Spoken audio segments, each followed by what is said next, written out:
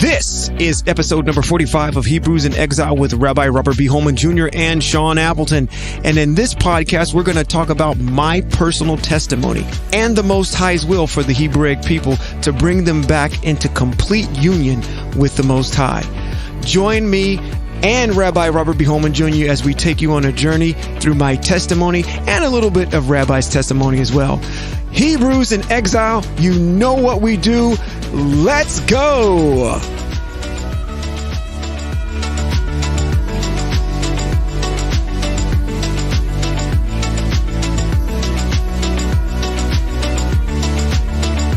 This is Rabbi Robert B. Holman Jr. and Shawn Appleton. And this is Hebrews in Exile. Now, we have a testimony. Yeah, we do. And a lot of you out there have testimonies. So what were you saying? I was saying, I am humbled by the fact that the Most High has been able to shed light, enlighten me on His Word. I'm going to give you my own personal testimony. When I was in Christendom, and maybe I haven't done this before. We're going to do this. We're going to do this right now. My personal testimony. Okay. And I'm going to go around Robert's Red Barn for a little bit. I have a background in Baptist faith, coming out of Christian belief. And our belief system, we were the folks that would ridicule the others when they spoke in tongues and they rolled around and picked a bale of cotton and all that kind of stuff. But all through my learning for, I don't know, the greater part of 30 years, and I'm in my 40s, I always had questions. There was always holes in what I was being taught, and things seemed to be hypocrisy. I asked the Most High a long time ago. I said, give me the truth. I don't care who presents it, but I just need to know the unadulterated truth of where you are, because I'm not getting it from my so-called spiritual leaders at the time. I met a young lady in college, and this just speaks, and this is why I'm so appreciative of the Most High, because my life as to where I am right now, to be as confident and have as much fervor as I have, to be able to get up in front of people and be on this podcast, is because there has been such clarity that has been given in what the Most High wants out of my life. I see the Most High's master plan unfold in front of my eyes, and I see the fact that I had no control over it at all. I walked the path and simply just asked the request of the Most High to show me truth. So I met a young lady in college, which is currently my wife right now. And in college, we actually, matriculated out of college. We both graduated. It got to the point where we were married or about to be married. And I had asked a question of her. I said, what are we going to do about this whole entire religious thing? Because she was Pentecostal or Bible Way or whatever she was. And I was Baptist. So we kind of had this, dichotomy going on between the two of us.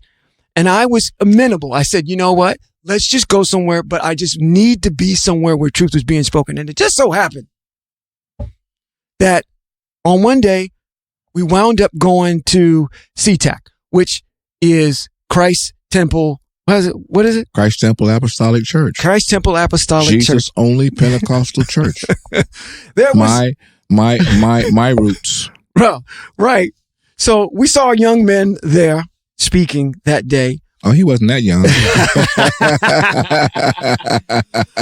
I saw a young man speaking there one day, and who happens to be present company, which is our rabbi. And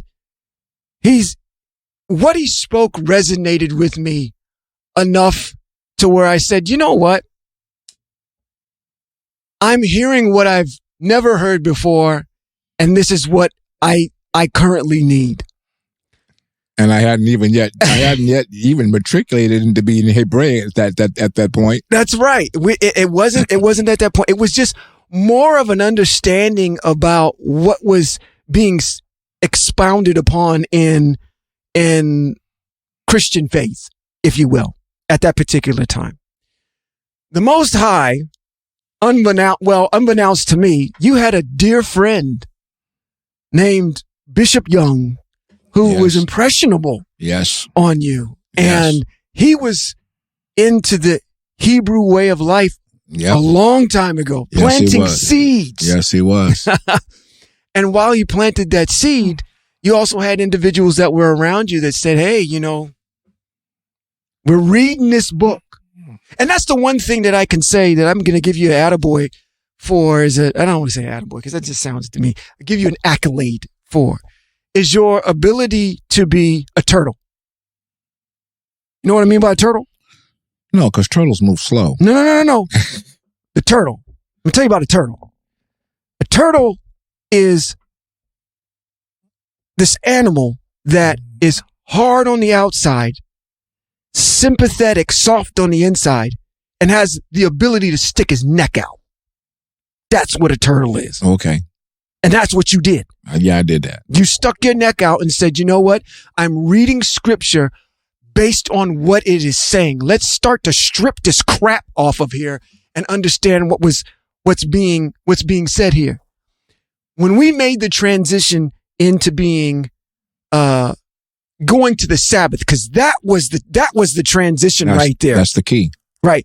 And you had made mention, you said, this shall be something that is perpetual, that will be throughout your generations. And you said you couldn't run from that anymore. Can't run from it, no. So the Sabbath for me was the gateway into where we are right now, because it says, you know what? It answered the question. The Most High says, and at the time I thought the 10 Commandments, the Sabbath, you're going to keep it holy. I said, okay, now we're lining up. But getting to the overall testimony of where I am is through, we've walked, I kind of make this parallel, this, I want to say this amalgam, but this allegory about how the children of Israel walked with the Most High in the desert for 40 years. And in that time, they were being taught by a master teacher about how they were to conduct themselves when they enter into the land. They went through a lot of gyrations. They went through still trying to shed this idolatry coming out of Mitzrayim. Oh, if we had only stayed in Mitzrayim. Going through the growing pains of learning how to walk with the Most High. And I feel the same way about our journey as a group of people to say that we've been through the issue of making the transition, following after Judaism and doing the whole, all of the stuff that comes with that. Yeah. And again, when I look back on it, I'm saying we didn't even know who we were at the time. We're looking at individuals that are so-called Jews. They're not. Yeah, no, they're not. They're not. We did everything but wear a kippah. Right. We did all that. And to have the understanding that where we are right now, it is complete. We're at the point. I don't know. I mean, we just finished this last podcast and we talked about shedding this issue of idolatry and how the subtleties of it creep its way into our lives, even in saying the word God and Lord and Amen. All these types of things that just creep into our lives that separate us from the Most High. And I see the Most High answering my prayer when I was not totally focused on the Most High, which was just give me the unadulterated truth. I don't care. Yeah. I don't care who it comes from. Just give it to me. And he answered. Even in our exile, my testimony is one of I've walked that path. I've seen all the pitfalls. I have two intelligent adolescent. One is adolescent. One is growing into being a young adult. They know nothing about the past exploits of Christianity and all the stuff, the minutia of stuff that gets put on there, because we've walked in this Hebraic way. They know nothing about being idolatrous. They just know the Most High. And it's a beautiful thing to say, even my children are at a point where they understand. Now, through this whole entire walk, I understand now what the Most High is trying to do. That is why he sent people like, and I'm going to say this, the Honorable Louis Farrakhan, Martin Luther King, Marcus Garvey, Malcolm Shabazz. I named two of those people are actually from the Nation of Islam, or were part of the Nation of Islam. One still is the leader of the Nation of Islam. Marcus Garvey, I think, was a Christian. Dr. King was a Christian. What do they all have in common? The commonality between all of them, the fiber, is that they're trying to unite a people back so we can stand on our own. That is nothing new. That is something that the Most High has established back with Moshe. Right. We're regurgitating the same thing. They're doing it under their auspices of whatever God that they pray to, but the fiber is still there at the end of the day. My plea now is to, I totally get it, is to the generations that aren't here, that are hearing this message, that are saying, through my lineage, through my sons, through all the people that I come in contact with, I want to be the catalyst for the Most High to say, listen, we've established a way of life. And as long as we stick to that way of life and the generations coming after us stick to that way of life, we will be prosperous. Now, I want to preface all that because you are going to be confronted with a lot of adversity, a lot of, what's the word I'm looking for? A lot of pushback, for a lack of eloquence. The Hebraic people are not a people that are soft and weak. We have to stand firm in what we believe, because every time, if I just look at the plethora of exploits that Moshe had to go through, all of the exploits that Yehoshua had to go through, these are things where they had to go in and they were met with adversity. The Most High stood with them and they were able to be prosperous and conquerors. Right. So individuals need to kind of understand that you live in a country, and I'm going to speak about westernized country because that's where we currently live right now, is that the status quo is not this. You are going to be met with all types of arduous adversity to denounce the Most High. The Most High has established us. And again, we've eloquently said in other podcasts, how do you know that you are a Hebrew? Because scripture talks about all of these things that define you've been dispersed throughout the world. You've been put in a place in all four corners. And all these things are going to beset you. Yeah. Yeah. You've been hated. Right. Made a laughing stock. No other culture has had the perpetual. Now, you may point to other cultures and say, okay, yeah, they did go through their phase, but I'm going to tell you what, it's still happening to us right now. Yeah. Yeah. Theirs may have been temporary, which is a so-called claim. Right. But ours has never stopped. Never stopped. And the Most High said it would be eternal. Right. Until we turn back. And see, I'm so appreciative because, again, in the last podcast, I said, my prayer has even changed.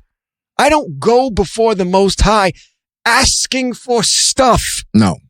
I don't ask for, I need to be prosperous here in this aspect of my life. That's not what he's about. The Most High I hate to say this, don't care. What the Most High wants is his wife back. Yes. And that's Hebrew Israel. That's right. And that's the will of the Most High. So we should keep our focus on trying to understand what the scriptures are telling us are examples. If you look at every single one of the prophets, they lament. The prophets are telling you about the current events that are happening at their particular time. Some of them, like Amos, are making allegories to like the prostitute. And they're talking about how the children of Israel have strayed away from the Most High. They're talking about the same thing. These prophets aren't going and smacking you on the forehead and putting some oil on your face and telling you what the winning lotto numbers are. They're not doing that. That's what modern day evangelists have. If that's in your religion, that's fine. Keep it over there in that religion. But that has nothing to do with Hebrewism. That has nothing to do with Hebrew, with the Hebrews. Nothing. That's not us. So again, I am so elated.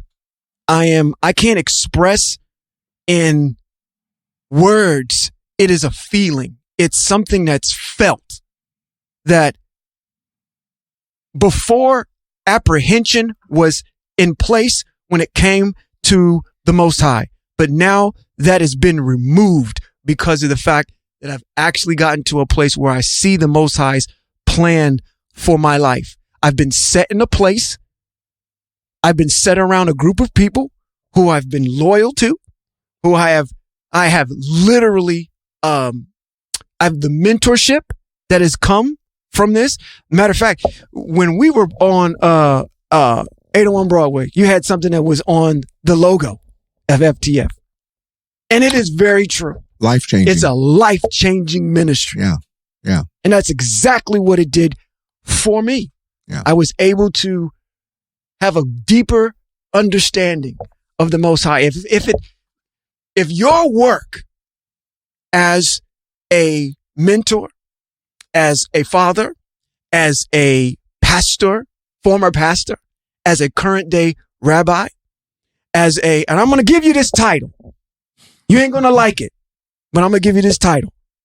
As a modern day prophet, because again, a lot of you may say, oh my gosh, he didn't went off the deep end now. He's professing prophets on people. Listen, I'm saying that because what a prophet does, a prophet is going to see the state of Israel, Hebrew Israel, and say, you need to turn back to the ways of the Most High. That's exactly what we're doing in this podcast. We're not professing to be something angelic or divinic. We're not doing that. And we're not speaking in a whole bunch of tongues to prove, to validate ourselves. Right. What we're trying to get you to understand is that you need to turn back to the Most High. And again, with all that's been placed upon you, I thank you for that ability to be that turtle, to stick your neck out and to be the catalyst to say, because there's no, I mean, you've said it before in other podcasts. Who in the world is out here broadcasting the message to turn back?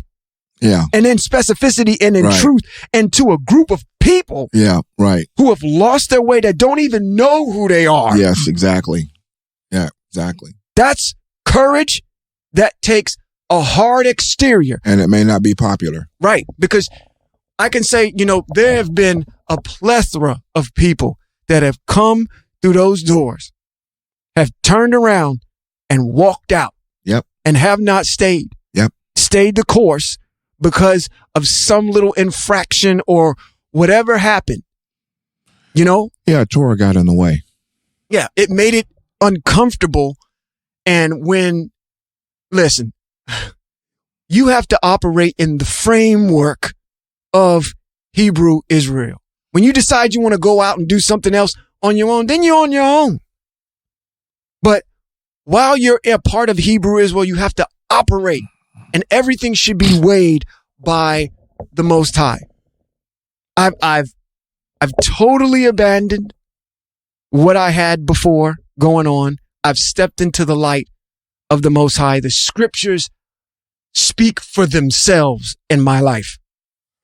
And I can't express to this group of constituency and demographic of the Hebrew people that I am indebted to your rabbi. I am even more indebted to the Most High, first and foremost, because none of this would have been possible had the Most High not answered my prayer, which is just to give me truth. Because you know your motto is truth doesn't matter, right? No, truth matters. No, truth. My motto is truth matters. You know, Shawn. Thank you. But we started First Tabernacle Fellowship in 1994. Yeah, 94. Okay. 94. It has taken me to this point in time over 24 years. Mm-hmm. My prayer when we started First Tabernacle Fellowship is, Father, teach me your truth. I do not want to give your people false hope in something that's not truth. Teach me how to go in and out amongst your people and teach me your truth. We've been on this journey with the Most High since 1994. I can say that I have arrived at the point of truth. Yeah. Undoubtedly. And the journey has been like removing layers.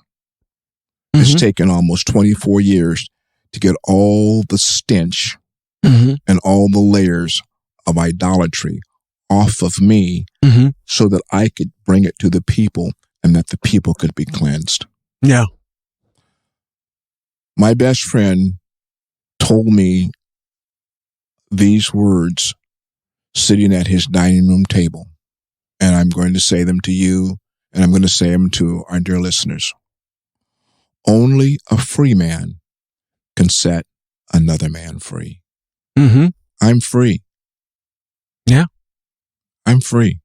Yeah. I can show you all how to get out. And the words that I share with you on this podcast, the words that I share in congregation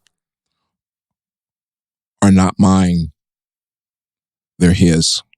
Mm-hmm. He directs me. I say what he wants me to say. I teach what he wants me to teach.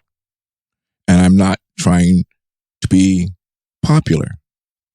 I'm just trying to get Hebrew Israel to turn back to our Elohim so that as a nation of people, we can be great like we once were. Absolutely. And have the power that we once had with the Most High. Mm-hmm. That as we think, so shall we be. Mm-hmm. And if we think within the realm of the Spirit of the Most High, man, the power. And when I talk about power, I'm not talking about doing something that's publicly demonstrated. Here, we're always looking for publicly demonstrated stuff. No, the power of knowing inside your soul that your soul is truly at peace and in harmony with the one who created us. Absolutely. That is a very, very peaceful place, a very beautiful place to be. Yeah. So I thank you for your testimony. And I'm sure that there are other Hebrew Israelites out there that are going to experience the same thing or are already experiencing the thing. And I want to tell you, don't be afraid. The journey may be strange, but then he has called you a unique people. Absolutely. And with uniqueness comes the aspect of uniqueness and strangeness. But the walk, the end result of the walk is so awesome. It is so awesome. Yeah. But he even said in his word, and I forget what the text is, but he said, Israel, I am going to do something awesome through you. Yeah. Now he made that promise.